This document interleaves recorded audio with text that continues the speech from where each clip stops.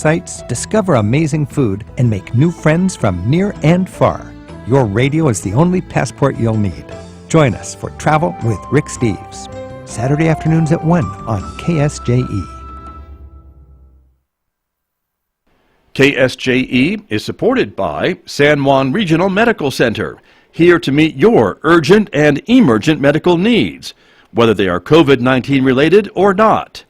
Medical emergencies happen when you least expect them. Whether it's a stroke, heart attack, illness, or injury, San Juan Regional Medical Center's caregivers are here to provide care to you and your loved ones. Find out more online at sanjuanregional.com.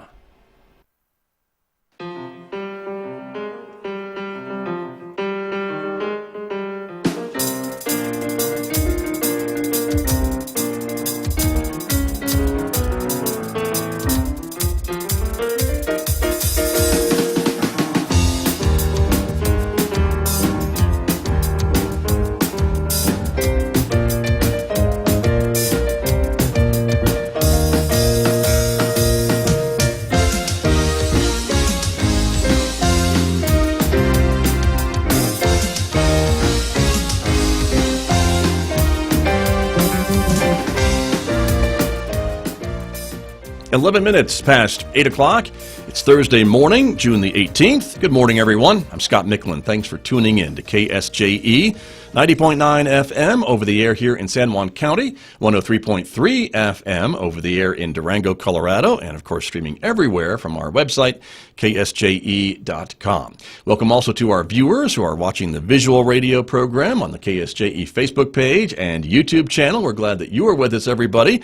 Our topic this morning is San Juan County. That's the button I want to press. And we'll be talking with Armando Arellano, who is the Vector Control Supervisor for the county, coming up in the next few moments. And then later on, we will take a trip out to Riverview Golf Course in Kirtland to talk a little bit about the golf course, which now, of course, is reopened as part of our state's phases of reopening during the coronavirus. So stay tuned for that. It's all coming up in the next few moments right here on KSJE. And then, of course, next hour, it is our local information program about COVID-19, the coronavirus.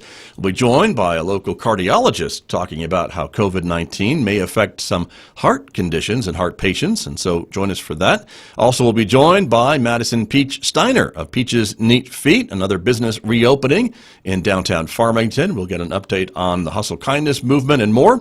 That's coming up today at 9 a.m. live on YouTube and Facebook. Of course, you can hear it rebroadcast on our partner radio station, KNMI, at noon today, and here on KSJE this afternoon at 5:06 p.m. On the radio at 9 this morning, Mick Hess takes us roving with the arts. Mick is playing the second symphonies from the three great composers, Haydn, Mozart, and Beethoven. You'll hear all three coming up today at 9 a.m. on the radio on KSJE. Also, don't forget, of course, in addition to Facebook and YouTube, you can also connect with us on Twitter and on Instagram as well. Our weather forecast, there is an air quality alert in effect because of that smoke from some of the wildfires in the region. Other than that, it's mostly sunny in the forecast today with a high of 85 degrees and a low of 54. Mostly sunny on Friday with a high of 86 tomorrow, 89 for a high on Saturday, and lower 90s on Sunday with a high of 93. And then next week, take a look, upper 90s for the better part of next week with almost triple-digit temperatures and overnight lows in the mid-60s. Well, let me turn to my guest who is here with me this morning. Back with me again, Armando Arellano is here. Again, he's the Vector Control Supervisor for San Juan County. Armando, good morning, and thanks for coming back. Good morning. Good to see you, and good to have you here. It's good to be back. And it is mosquito season, is it not? Yes, it is. We're right in the middle of it. In the middle of mosquito season, despite it being a pretty dry year, it's still an issue, right, for you and your staff? Yes, we do have areas that still we still get groundwater come up in some low areas, and then we still have farm fields that are being overwatered, which could be the water can be kind of managed a little bit better, where we don't have areas where the mosquitoes be breeding at. Right. Well, in the county, San Juan County, you guys sent me some pictures of some of the issues that you find when you're out in the fields, right? Right. Dealing with some of this stuff. And so even though it's been a dry year, we still have some of the ruts and stuff that will collect water, and standing water means mosquitoes, does it not? Right. Like this is, I believe this is like some groundwater that's coming up from a ditch into some tire ruts. Okay.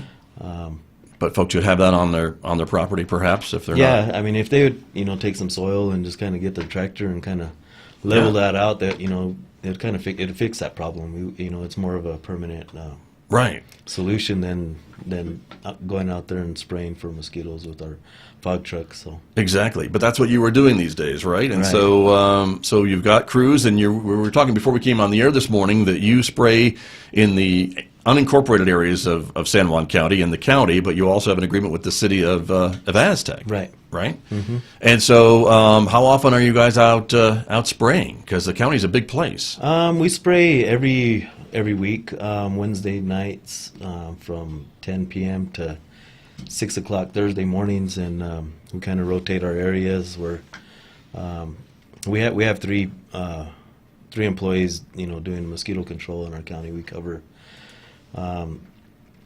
around 40,000 acres of properties. It's a big place. Right, and we just kind of there's a lot of exploration that we have to do in some areas, because some breeding sites will kind of change. They'll have a low spot in one area that fills up with a bunch of water, and then the next year that'll dry up, and there'll be another spot in another area, and it's kind of Right. So it's kind of it takes a lot of work. Yeah, I would think. Well, and again, the county is such a big place, and of course, some areas are more prone to mosquitoes than others. We were saying, of course, areas along the rivers are going to be probably your main spot for mosquito problems and vector control. Right. We kind of say we chase the water. Anywhere where there's water, there's going to be a mosquito problem. Right. Plus irrigation ditches. The irrigation ditches are kind of close to the river, so most of the areas that we do focus on are close to the river. Sure. And we have again some more photos that folks can kind of see what's going on Right. here. This is another. So if you're listening on the radio, I'm sorry, audience, but that's why we tell you to watch on the video so you can see the pictures we're talking about. But yeah, what's going on here?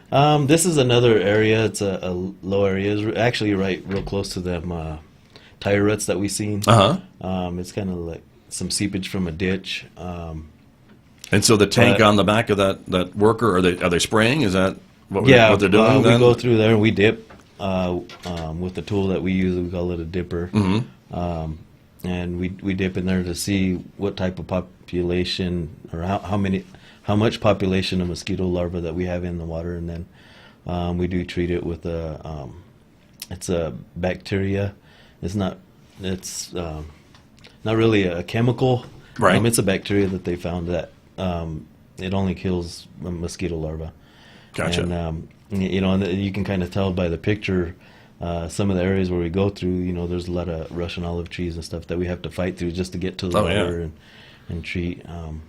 And we do kind of talk to some of the property owners to kind of clear some areas where we can get to the water a little bit easier and where we can get a better treatment for mosquitoes. Sure. And so you are going on public property, and also you could go on private property to spray by the river? Or Yes, the right of way? Yeah, we go on private properties. We do spray the county roads, but if we do get a request to spray down somebody's driveway, we ask them to sign a permission slip.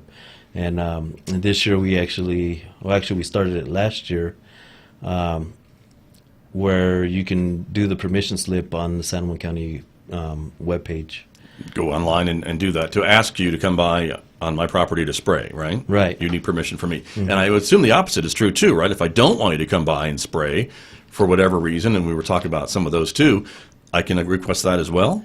Right. You just call our office, 334-6775, and just let us know that you don't want to be sprayed, and we'll put you on a no spray list. And And the reasons for that, we were talking before we came on the air this morning, that maybe some people, maybe they're raising bees because they're sensitive to the spraying that you use, or they have other issues that they just don't want you to be spraying. Right. We kind of want the public to let us know, if they have bees, so that we can kind of avoid them areas, because we don't want to kill the bees. There is a web page that we kind of refer them to. It's called fieldwatch.com. Where they can go on, and it's kind of like an online mapping page where they can kind of pinpoint where their bee boxes are, so we can it helps us manage where we need to spray and what we need to do to stay away from the bees also. So got you. But folks can do that, can request that from you, right? To go in and do that. Excellent. My guest this morning is Armando Arellano. He is the Vector Control Supervisor with San Juan County. We are talking about the annual spraying and control of mosquitoes and other pests in the county. And we were talking too, Armand, that we've seen pretty early this year the first case of West Nile virus, which is transmitted by mosquitoes in San Juan County, right? We had the first human case here. Right. It was, I believe the onset was like April 27th. And it was early, right? I mean, that's right. early.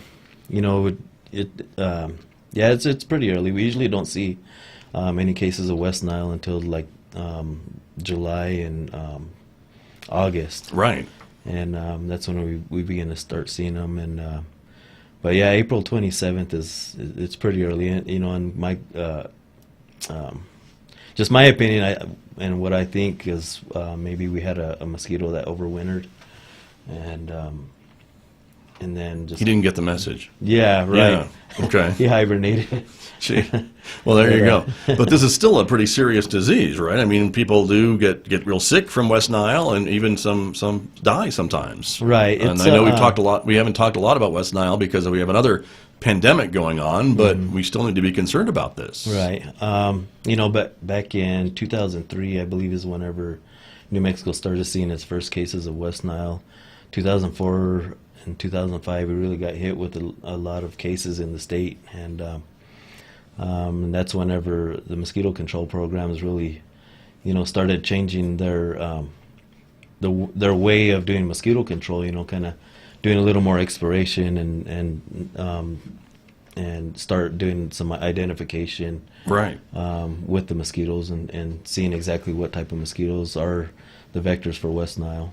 And so when your crews go out, you mentioned those dippers, right? So you're taking maybe samples of the water, samples of the larvae to maybe test for evidence of West Nile, or send off somewhere so they can check it out? Or what do you guys do? We do test for West Nile with the adult mosquitoes.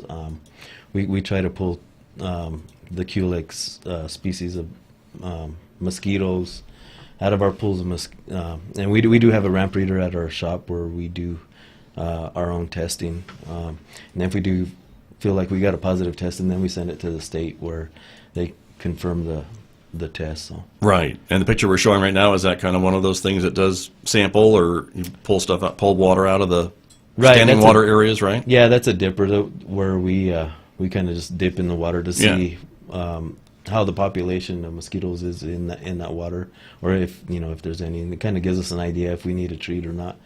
With some larvicide. Gotcha.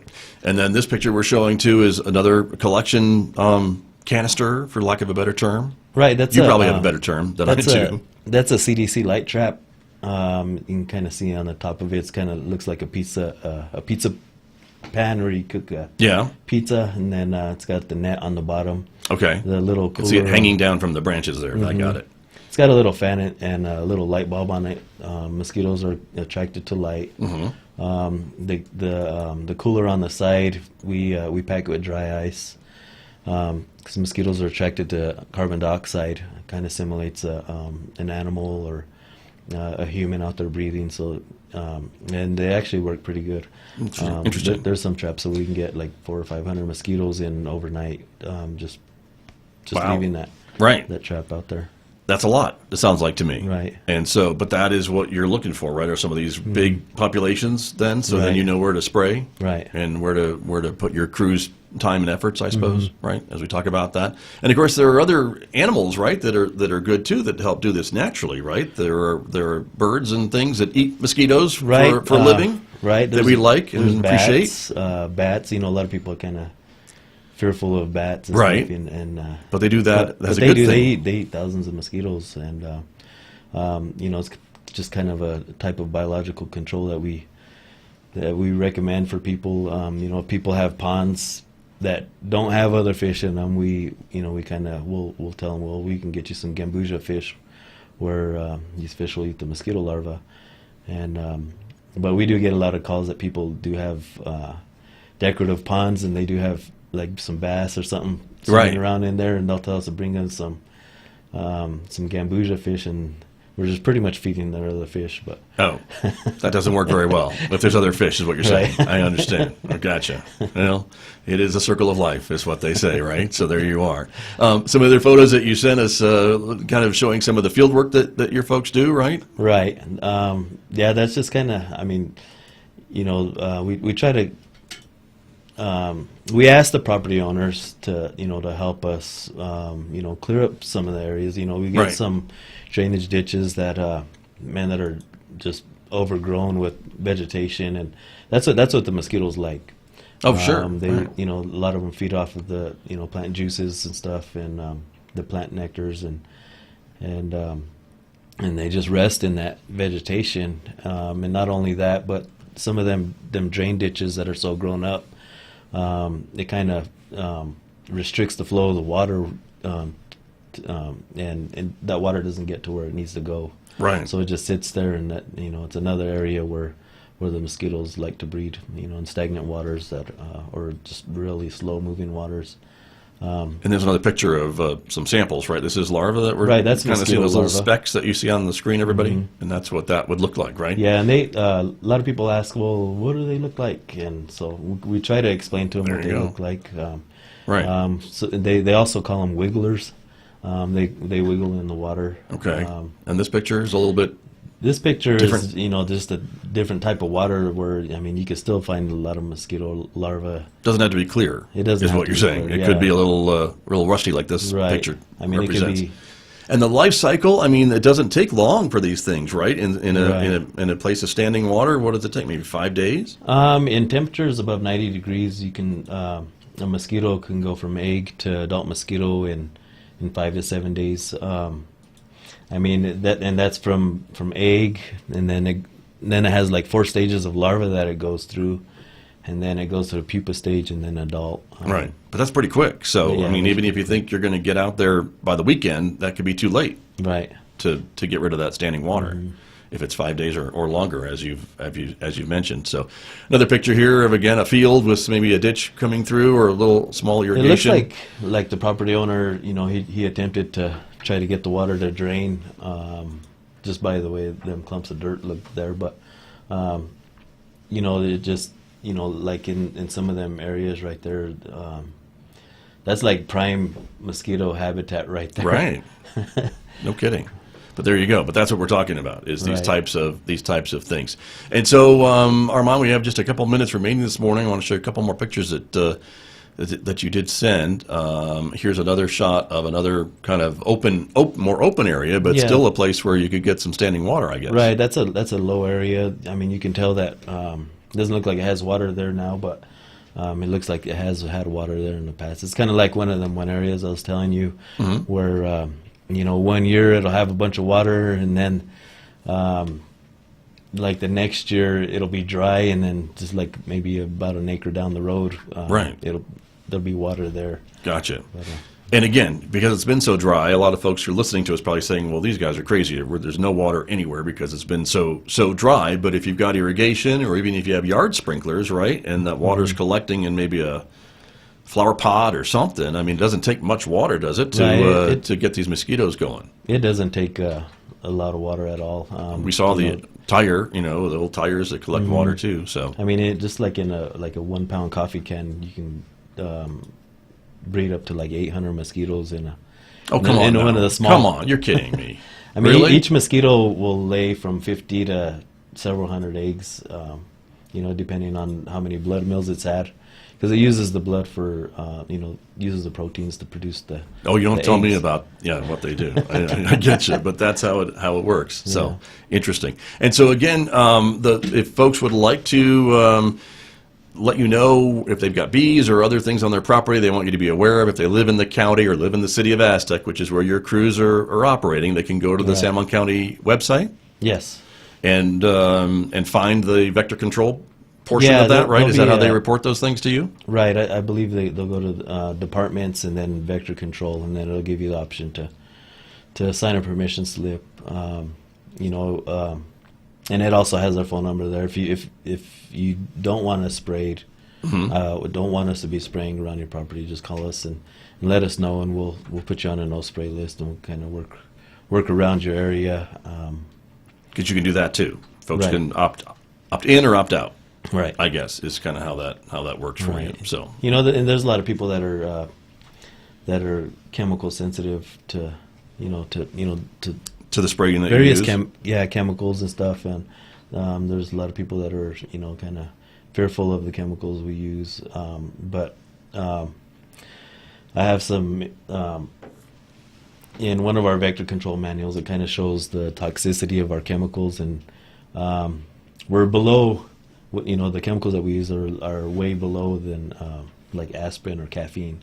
Oh, good. So, that's important too, right? So aspirin and caffeine is a little more. I mean, it can be more toxic to your body than the chemicals. Than what you're using. Right. Well, it's good to know. I know folks are concerned about that, so Yeah. I think that's important for folks to know. And I imagine, depending on what you're using, it maybe affects the effectiveness of it too. Correct? I mean, there's a lot of products out there probably that you could be using. Right. We kind of, we do emphasize to the public that protect yourself. Where if you're out at dusk or dawn. Wear your long sleeve shirts, kind of protect yourself, use repellents, approved repellents, read the labels on how to use them. Right. Because, that's very important. There's a lot of people that says, well, if a little does good, a lot will do a lot better, but that's not really the case. The reason why you have to, read the labels, it's to protect yourself. There's DEET products, there's Picaridin, all those things, all those consumer products that you can buy, right, to spray on the kids or whatever. Sure. And there's children safe products out there now. Right. Where, very good. Well, Armand, I appreciate the work that you and your crews do to keep us from having to deal with these things throughout the summer. But you'll be spraying now through when? I mean, how long is the season? Right, it's as long as the rains are here, I suppose. Right. We can go all the way up till like the middle of October. It's really weather related, isn't it? Right. When it gets cold, then they once we die start off. getting some good hard freezes. Except for that stubborn one that didn't die last winter, apparently. Well, there is some mosquitoes that'll lay their eggs in the mud, and they'll lay dormant in the mud for like up to 5 years. There could be mosquitoes that are attacking us today. Well, that just creeps me out. I don't know why you had to 5 say years that. old. Okay. Well, there you go. Nature. That's all you can say. All right. Well, thank you for coming in. And again, it's the county website, sjcounty.net. Right. If folks want to come on and check out vector control, and they can go in and, again, opt in, opt out, or call you and ask more questions that I didn't ask you this morning. Right. Perfect. Thank you for being here. Yeah, good to be here. Thank you very much. That is Armand Arellano. He is the Vector Control Supervisor with the San Juan County, my guest here on KSJE. And we're going to switch gears just a little bit. We are talking about San Juan County this morning, and we're going to go live to Riverview Golf Course in Kirtland, which, of course, is a county property. And we have a guest standing by who is the head pro, general manager at Riverview Golf Course. Tony Mike is joining us via Zoom this morning. And Mr. Mike, good morning. Hi, Scott. How are you today? I am well. Thank you for being here. It looks like a beautiful day on the golf course. Oh, it's so beautiful out here. Thanks for having us. You bet. You bet. It's great to see you and have you on the program. And so Riverview, of course, like golf courses throughout the state, has reopened. And so obviously conditions look pretty good, but how do things look today? Oh yeah, golf course is in great shape. Since we've been open, and we had about 2 months of closure there, where we're able to, put a little extra care in the golf course and, making it look, better than ever, I think, right now. And, since we've been open, we've been, pretty busy, honestly. Well, that's good. Busy is good after 3 months of not being busy, I imagine, right? Oh, yeah, for sure. It was, almost an eerie sight not seeing a single body out here on the golf course, when we were closed. Exactly. And so if folks need to get a tee time, or how are you working that out? Do people need to call ahead, or do you have room for folks just to walk up? So right now we are requiring that, golfers do pre-schedule their reservations. For the time being, we are not accepting any walk-ons. So yes, we are requiring that, golfers do make reservations prior to arriving at the golf course. Got you. And are there any other kind of health requirements that you've been having to do or had to do in order to reopen, or how do things look? Yeah, so there's some several things in place. We've kind of done. We've spread out our tee times from 10-minute intervals to 15-minute intervals, and this is kind of just helping us spread people out and avoid getting overcrowded during times of the day. We've taken precautions to removing water coolers out on the golf course, bunker rakes, sand bottles off the golf carts. We've done multiple things in order to provide a safe environment for all our golfers and guests alike. So very things good. Things have definitely not changed, but there's a lot of different things. Sure. People are aware about. Right. And of course you're following the state's guidelines on all of these things, right? Like every other golf course across the state, in order to be able to reopen and to ensure your players that they're going to be safe when they come to Riverview, right? Yes, exactly. And and along the governor's CSPs, like I said, we're required to do 15-minute intervals. Removing bunker rakes, water coolers, restricting or limiting, I should say, occupancy in the pro shop, as well as the grill. Our grill is open, mainly for takeout, but we do have some seating available, obviously at limited capacity.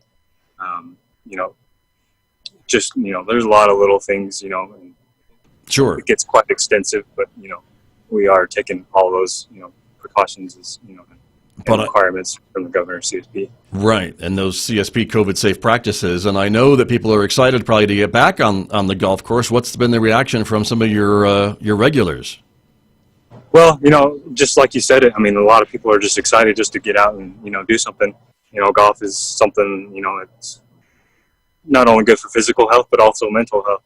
And so, we recognize that. And like I said, a lot of our golfers are just excited to be out on the golf course again. So. Very good. Yeah. And I know I haven't played at Riverview in a while. I need to get back out there. But as I recall, the water hazards there would just suck in your golf ball. Is that still happening? Oh, yeah, for sure. Water's nice and high right now. Great. So. Okay. Well, if you can do something about that, I would really appreciate that. Yeah. But I'm afraid it's probably it's more me than the golf course. I can tell you that. Yeah.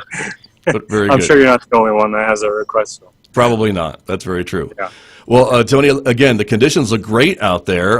Just looking behind you, the grass is beautiful, and of course, it's that beautiful New Mexico blue skies, and it looks like it's great golf weather today and for the next several days.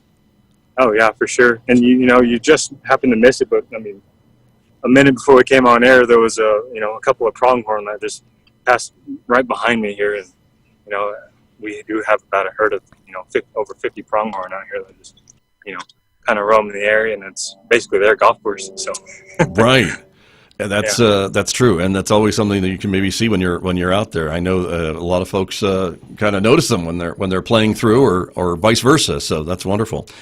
Well, Tony, thank you for joining us this morning, and I appreciate the information for folks to learn about Riverview Golf Course. Thanks so much.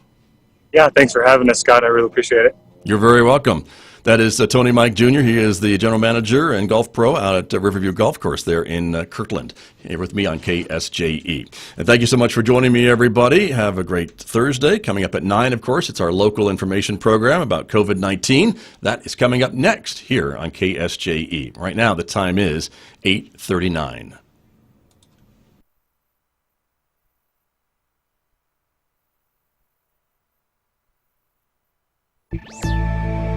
Remote working has its challenges, but could it also